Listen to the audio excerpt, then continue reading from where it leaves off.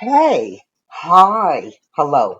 Welcome to Diana Emerson. Today we're listening to A Deadly Premonition. My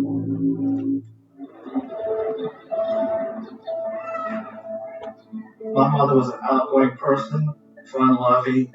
That was what her spirit was. They saw Linda laying diagonally across her bed. It would have been a slow, painful death. He come in, just pulled a gun out, and pushed her down and put a gun to her head. The police, they came after Jeff quite a bit. They collected DNA evidence. They had no idea how valuable that would be 40 years later. It was aggravating. My mom was killed almost 40 years ago. And every day you think, well, was this son of a bitch ever going to get caught?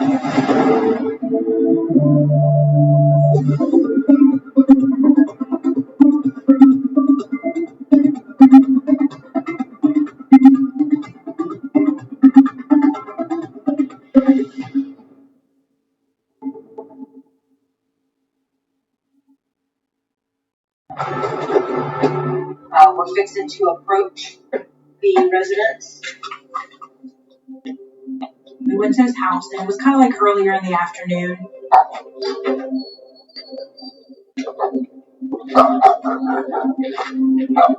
I was a little worried because it was a very angry killing.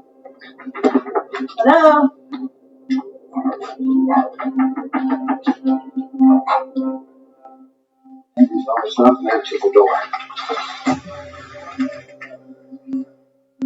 He broke into our house and beat and strangled my mom and then left like nothing. There was really no emotion from him. You've been wanting a name for almost 40 years, and then all of a sudden you get handed the name, and it's like, I never had a clue.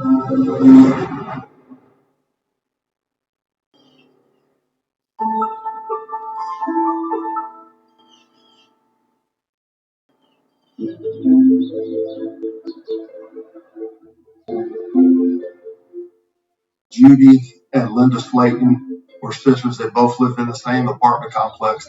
They would meet for coffee every morning. And that particular morning, Judy had came down and knocked on the door, and nobody came to the door. And as she was walking away to go back to her apartment, she glanced over toward where Linda's bedroom was and noticed that the window was open and the screen was missing.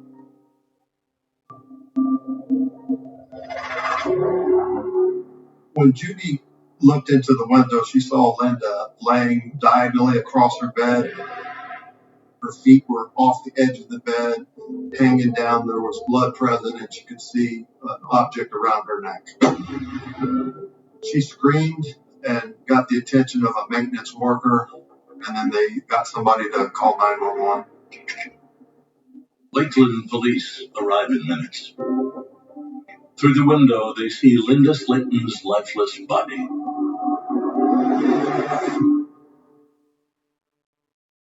But authorities have another problem.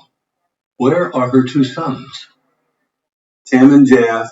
Tim was only 12 years old at the time. Jeff was 15. There was a concern that the kids may still be inside, not knowing exactly what they were going to see or find. They're knocking on the doors, knocking on windows, and they're not getting any response from anybody. First responders can't afford to wait a second longer. So they decide to enter through another window and saw Tim in the back bedroom. And they saw the kids were okay. I kind of looked up and I was like, why is the cop waking me up? And he said, go outside with your brother. He never mentioned my mother's name. So I get up and I start walking outside. And when he opened my bedroom door, they were coming out of my mother's room, opened her door, and that's when I saw the whole crime scene. I saw my mother's partially clothed body hanging off the bed with a yellow clothes hanging around her neck and then blood everywhere. So I knew right then she was murdered.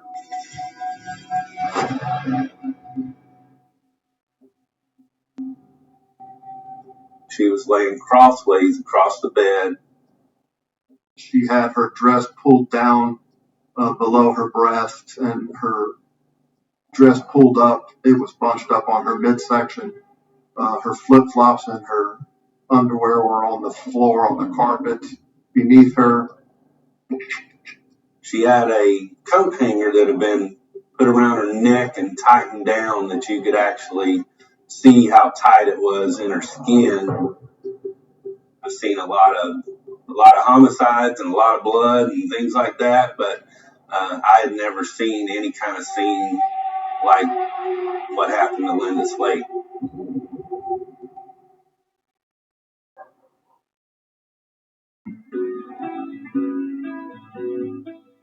At the time of her death, 31-year-old Linda has begun to turn life around for her family.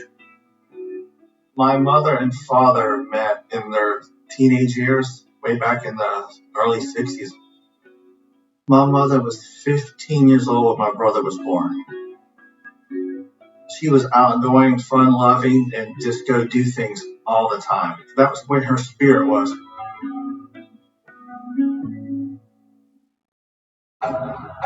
Linda's outgoing personality masks a troubled home life.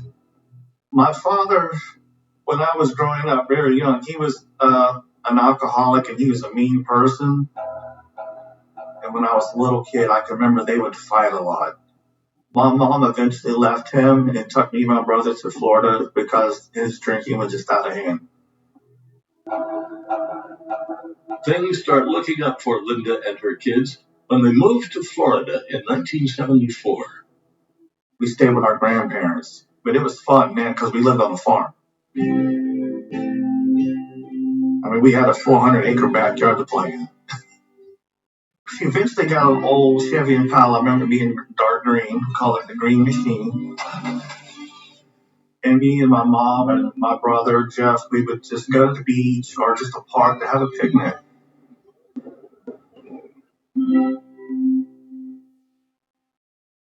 Linda sells the Green Machine to help make ends meet. That was just one of the many sacrifices she made for her children. My mom would make her own clothes and walk to work. We grew up poor, but she could always make these awesome meals all the time. It's like, wow, how'd she do that?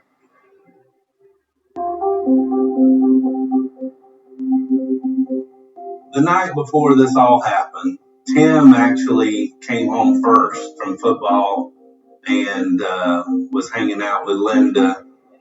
Me and my mother went next door to the neighbor's house, and there was 3 other couples there. And then the women were all at the table playing cards. There was a pregnant woman that was there reading people's palms. And she read my mother's palm, and she looked at her and she goes, "You're going to have a very short life." I think my mom gave her a puzzled look, like, how do you know that by reading somebody's palm? Well, I guess the woman was right.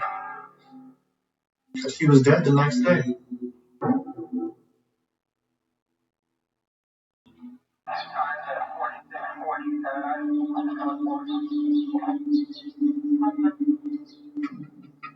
When police entered Linda Slayton's bedroom, it wasn't really disorganized in there. The bed was made. You could see footprints on the floor, and they did find a shoe print on one of Linda's pillows.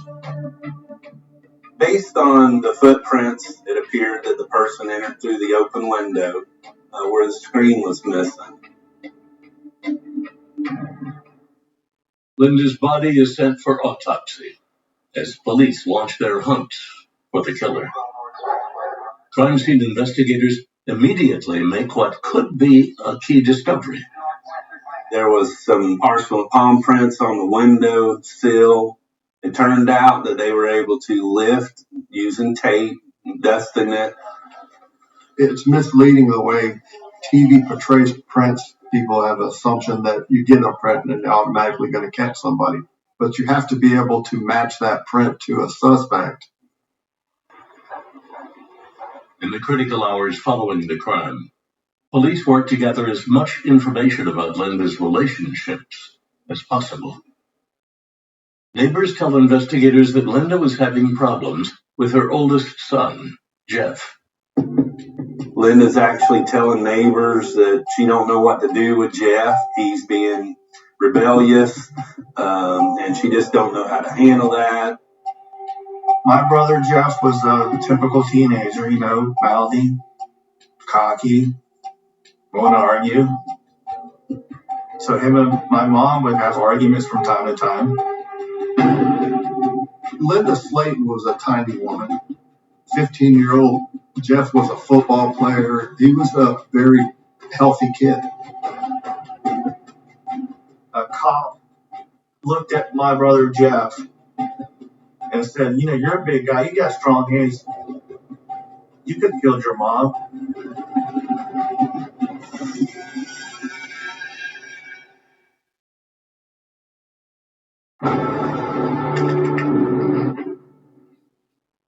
I remember kind of anticipating this interview and thinking, okay, let's make sure that he talks about this. To be honest, I don't remember. I wanted him to know that every single time that he would say a lie, that I was going to call him on that. Now you know the answers. We ultimately got closer to the truth.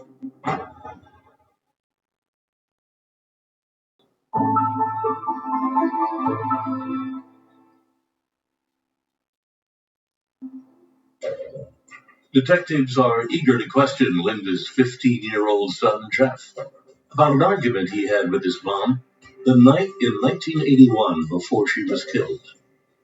The night before this all happened, Jeff came home from football. He was hungry, and he got frustrated with Linda because there really wasn't a whole lot in there. So he got aggravated with her and stormed out of the house. According to Jeff, he jumped on his bicycle. He rode up to his grandparents. They fed him, and then they brought him back around 9:30. And he didn't know where his mom was at the time, and she came home from next door, told him that there was a little get-together next door, and that's where she was. Jeff was watching TV, and then he went to sleep.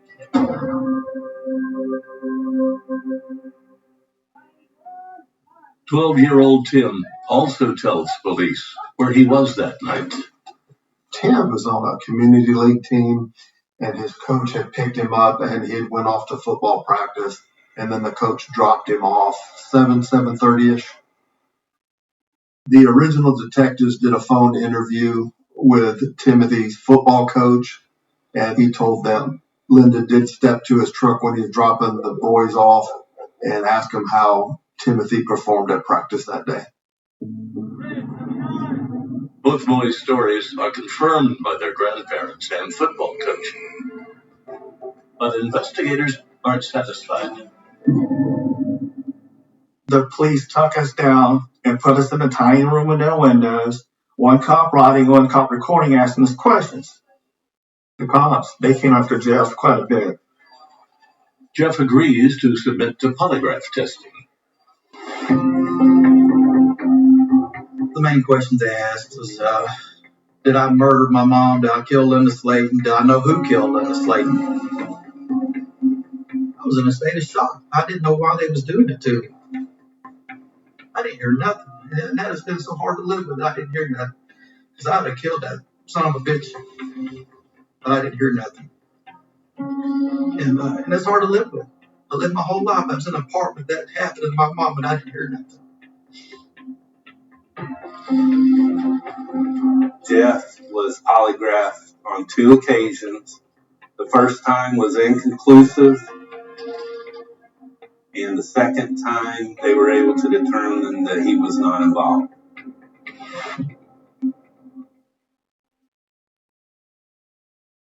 "3 days after Linda's murder, the autopsy report lands on detectives' desks.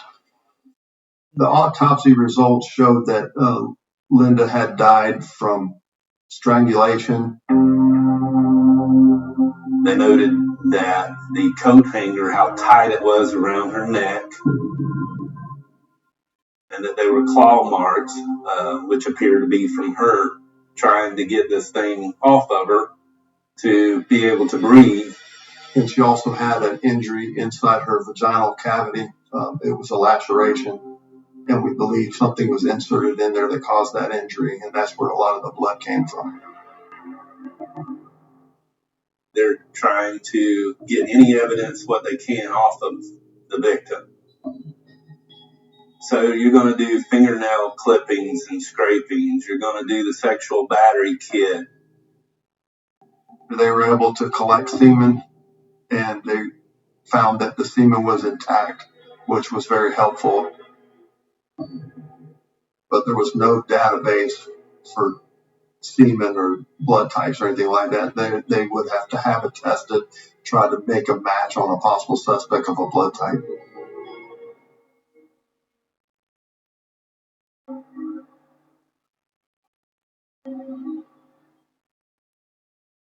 As investigators search for the killer, Tim and Jeff say goodbye to their mother. It was sure hell. Looking at where she was trying to get this coat hanger off her neck, and the people at the funeral home try to make it up look as best they can, but you can just see where she was digging so hard, trying to get that metal coat hanger out of her neck and fighting for her life. I can't picture the hell my poor mama went through.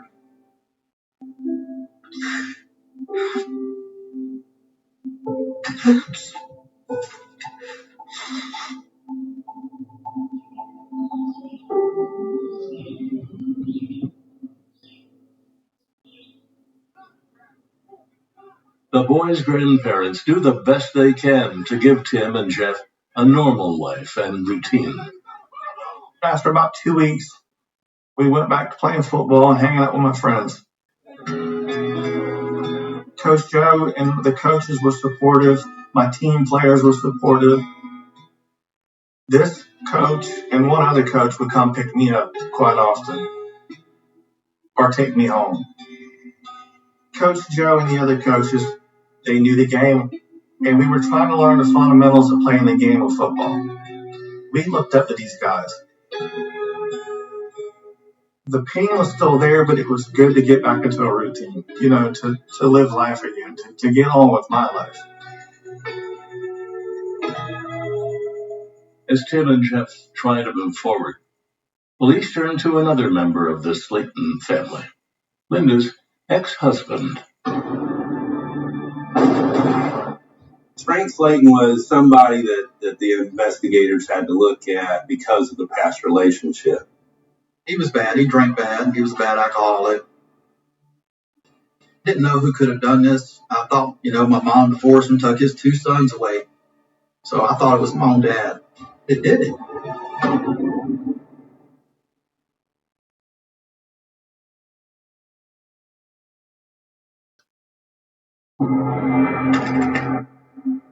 Best I recall.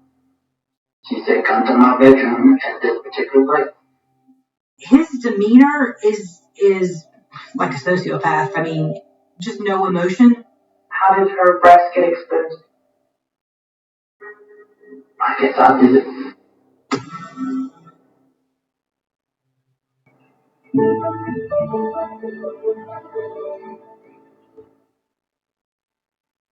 It was important for the investigators to look at Frank Slayton since they had such an up and down rocky relationship, and he had threatened Linda in the past.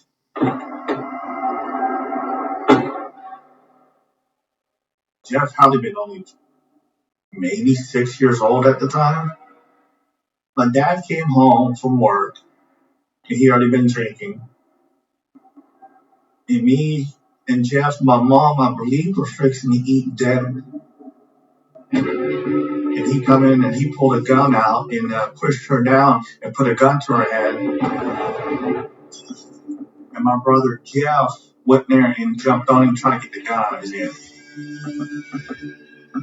Oh, I was only 7. I was 7 years old when that happened. Oh, yeah, it was bad because he shoved me back out the door and he slammed the door back. took my big toenail and the meat on top of my big toe and peeled it off, and the blood was going everywhere. But I feel like this saved my mom. Detectives tracked Slayton down in the Alabama town Linda fled years earlier. Police questioned him by phone. Frank Slayton only lived 10 hours away and could have easily drove over and committed this crime and drove back. His alibi was being at home during the time of the homicide. My dad was already remarried, and his wife said he was there. Anytime you have a suspect that you're looking at, you have to try to verify that alibi. Sometimes the alibi is I was at home by myself, and how do you prove that? But if you can't disprove it, then there's really not a lot you can do with that. They remain a suspect until you can rule them out.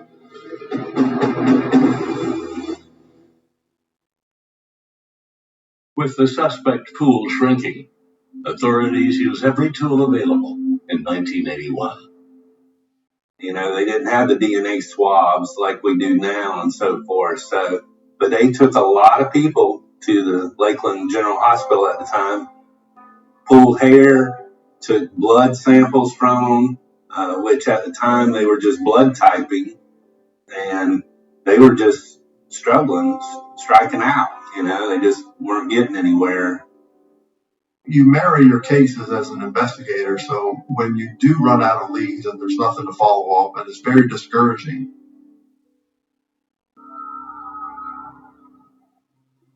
By the following year, leads dry up like morning rain in the hot Florida sun. And the case of the young mother murdered in the night goes cold.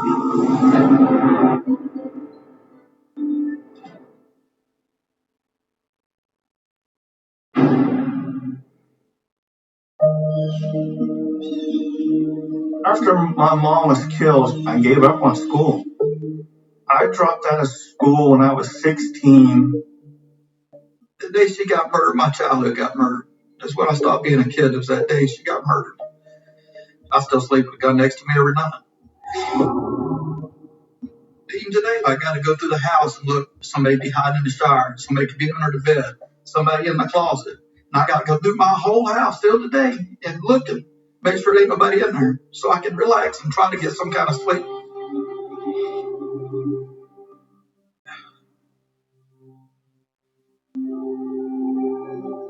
You go from fear and sadness, then you go into anger. Oh, it made me and Jeff just angry, that this SOB still walking around breathing air, and my mom's, on the ground dead. And you try to think who it could be. You're always beating yourself up. Trying to think who it is. Who could have done this? Who acted funny, before our mom got murdered?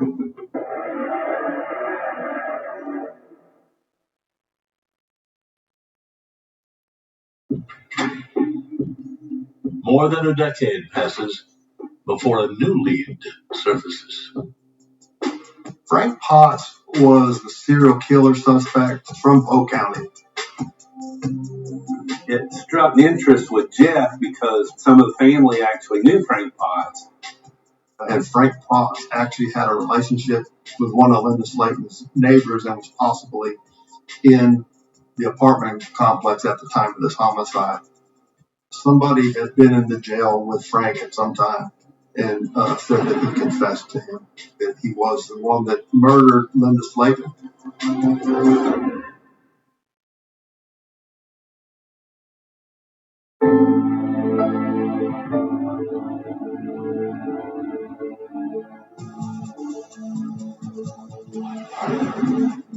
Anytime you have a convicted killer that gives a confession on a crime, you get excited, especially when somebody like Frank Potts is the guy and he's a suspected serial killer.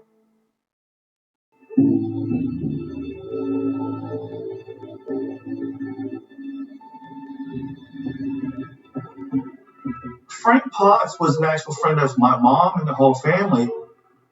But we found out he wasn't a good person later on.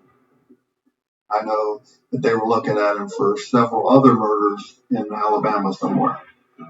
The main case that Frank Potts is in prison for was handled by the Polk County Sheriff's Department. So I went with a detective and my little brother Tim, and we went down there and I hadn't seen him in person. Jeff and Tim asked him, "What do you know about my mother's murder?" And he didn't know nothing. That was the end of it. And we had to move on. There again, we got our hopes up high, and then nothing. Then the months come on and the years come on.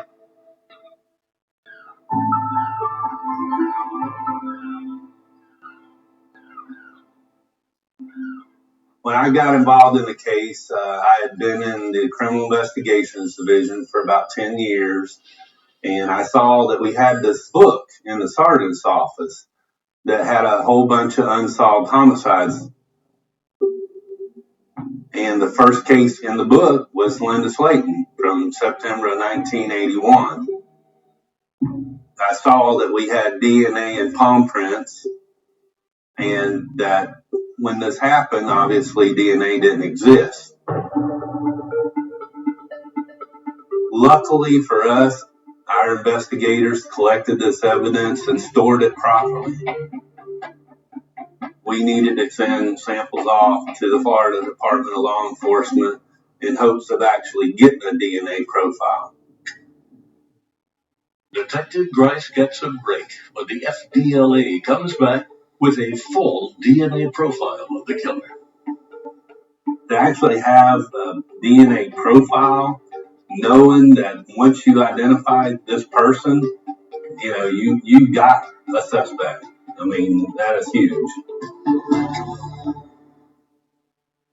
When the profile is submitted to the national database, however, no match is found. Detective Grice is not deterred.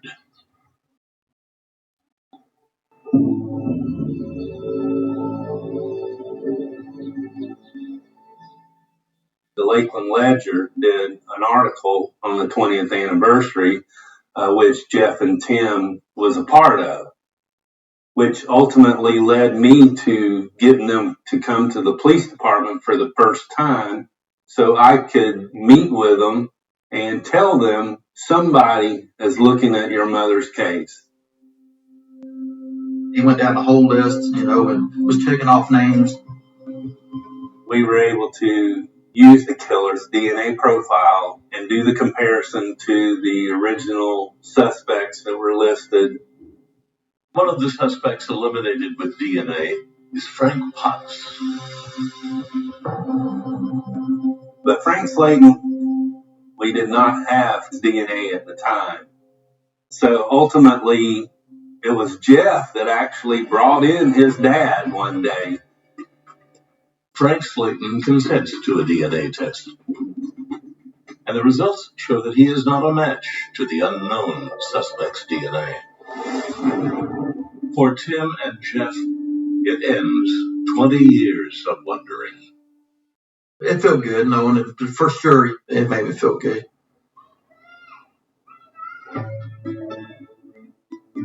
My dad apologized a bunch of times on me and my brother. He would tell us how sorry he was. He wished he never knew about alcohol, and he would just tell us he was so sorry he lost his family because of drinking, And he tried to make it up, and he did it. When me and my brother started having kids, he was being as good as grandpa as he could to them. When he passed away, it tore my son up quite a bit because he was pretty close with him. Detective Grice continues to submit DNA for comparison, but a match never comes up.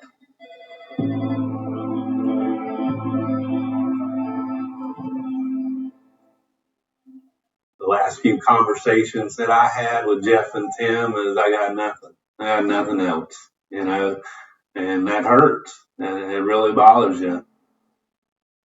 Detective Grice makes the difficult decision to retire. When Brad Grice retired, I said, well, I'm going to take my last breath and die and not know who murdered my mom. I remember thinking that. I'm starting to come to terms with it.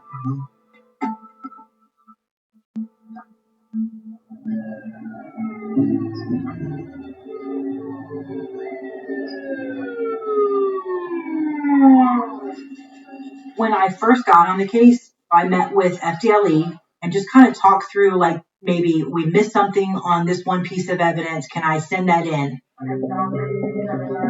November of 2018, a call comes in from the FDLE that reignites the case.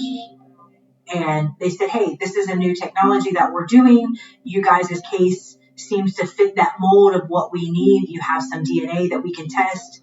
And ultimately, our staff was very much on board with trying to get this tested for the genetic genealogy. I became involved in this case in June of 2019. So once my work begins, I have to build in their family trees to find that common ancestor. Fortunately, we had enough data that I was able to identify these 3 genetic networks, find the triangulations, and narrow it down to just this one man.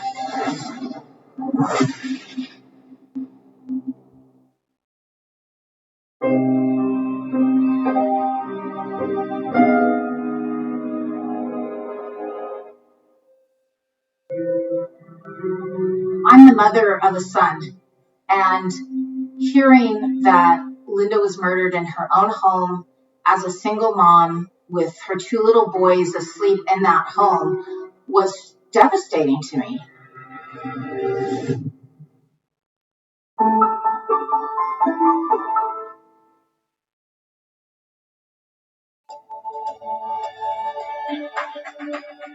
With investigative genetic genealogy, we are comparing against voluntarily provided DNA. And so when the suspect's file is uploaded, it's going to be compared against all of those people's genetic markers that have opted into law enforcement matching. So once that comparison has been done by the algorithms, we'll get a list of people who share DNA with our unknown suspect. So in this case, I was able to build 3 separate match clusters, or what I call genetic networks. Once I built all those trees, I had 3 different common ancestral couples, and I knew that the suspect must descend from all 3. Who is the one person or immediate family that descends from all 3 of these sets of common ancestors?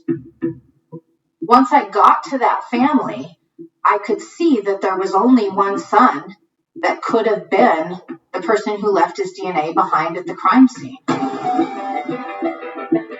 He connected to the matches through both sides of his family and through 3 of his grandparents. So that is a really high confidence potential identification.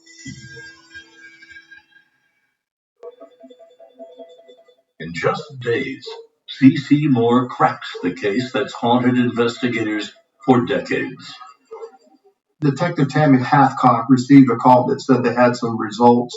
So we set up a conference call in a conference room. So they started going through the report, and then they got to the page where it talked about Joseph Mills.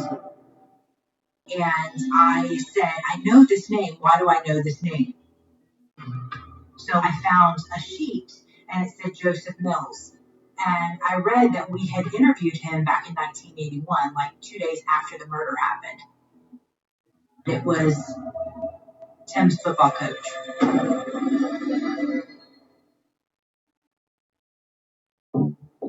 Joseph Mills, the football coach who dropped Tim off from practice the night before Linda's murder, is now 58 years old. We find out that he's living in the same exact house that he lived back then.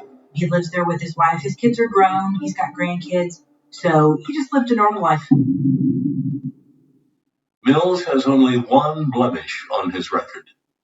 I was able to learn that Joseph Mills had been arrested in 1984 by the Lakeland Police Department for a grand theft. And at that point in time, they actually took fingerprints and palm prints.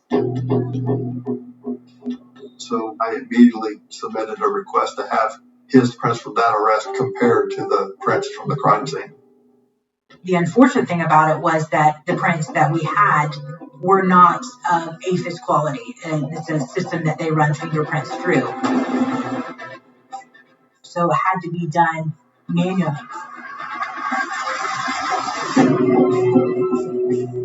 The prints match, but detectives still have one more hurdle to clear: getting a recent DNA sample to confirm he is the match. Joseph Mills had a serious condition, and so he pretty much stayed at home most of the time. He had a colostomy bag from cancer, so he didn't leave very often. And that's where we decided to do a trash pull.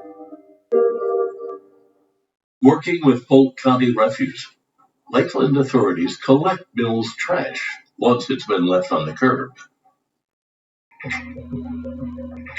It's not the most glamorous thing. We're in dress clothes, and I was just digging through the trash like it was Christmas Day. I was trying to find specific items that could be tested for the DNA. They actually found a discarded colostomy bag and some Q-tips that were used to clean up the wound, and also some tape that was used to hold that colostomy bag on. So when I found that tape, I thought this is going to have some kind of DNA on there, whether it's hair, whether it's skin cells. I remember packaging it real quick and having the crime scene girl write everything up, and I drove it straight over to FDLE that afternoon because I wanted to be able to get that tested as quick as possible. I was on pins and needles. I was like, oh my God, we are almost there. We're going to get this guy.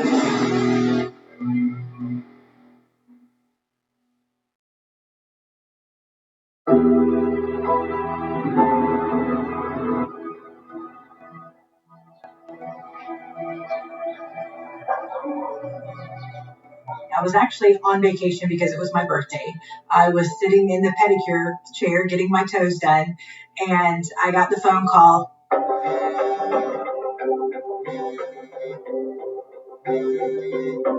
I kind of was like, maybe this is FDLE, because she had told me that she was going to call me with the results.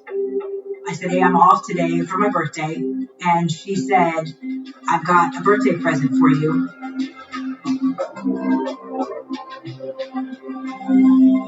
I started screaming inside the nail shop. Everybody just kept looking at me, but I was super excited. We're fixing to approach the residence. Police issue an arrest warrant for Joseph Mills. Hello?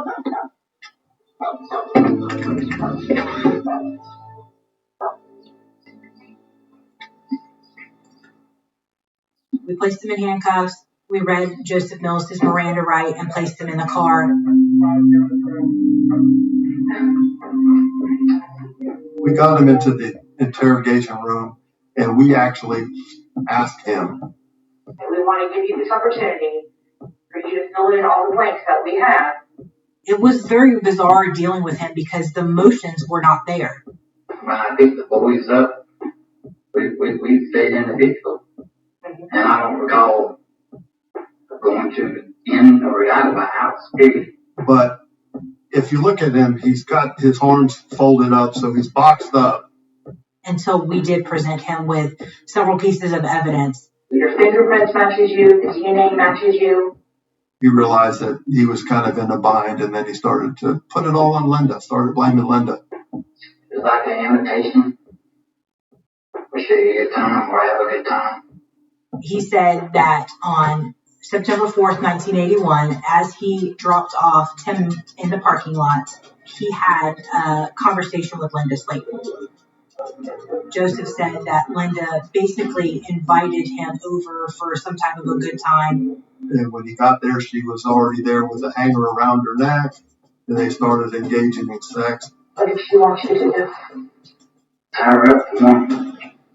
She had a piece of wire.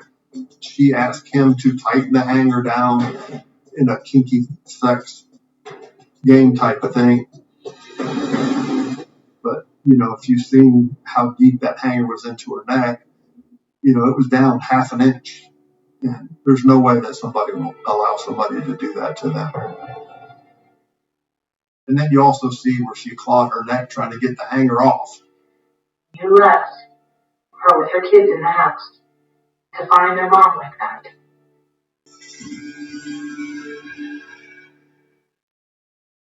Mills is charged with first-degree murder.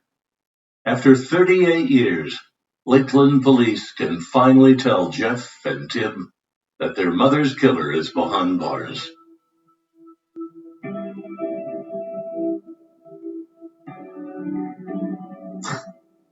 It was your football coach, and you rode in a car with this son of a bitch after the fact. I mean, that just makes you mad. You know, I was sitting this close to him, and I have a picture of us. I think it was taken a month after my mom was killed, in this lineup of all these football players, and he is standing right behind me in the picture.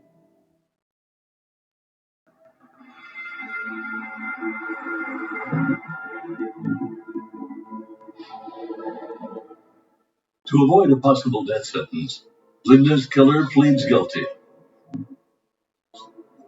Both brothers will finally have the chance to get an answer from Mills. I don't know why you can't tell me why. Why did you murder my? He wouldn't ask me. He sit there like the coward he was with his cold black murder eyes. Didn't make an expression. He was heartless, didn't care. I started hollering at him, and I said, look at this picture here. This is me and my mom and my brother. We was happy, and you took her away from me. And I started hollering at him like that. And then I showed him the picture of the graveside. You see that? That's where my mama is. She's there because of you. You murdered her. And I hate you. And that's why I told him he can burn in hell fast enough for me. I hate him. Joseph Mills is sentenced to life in prison without the possibility of parole. He's a cold-blooded murder monster. Sometimes I think maybe why I didn't hear anything. Probably that dirtbag went there and like this, like, let you say another word or fight me anymore. I'm going there and kill Tim and Jeff, you know, and the love that a mom has for her kids. She probably just went along with it to keep us from getting murdered.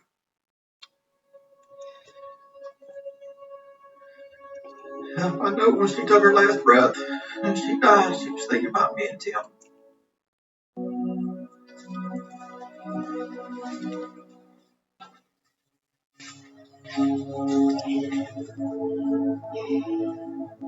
Joseph Mills took my childhood from me, and I had to grow up very fast after he killed my mom. Still don't know why he did it. He won't say it.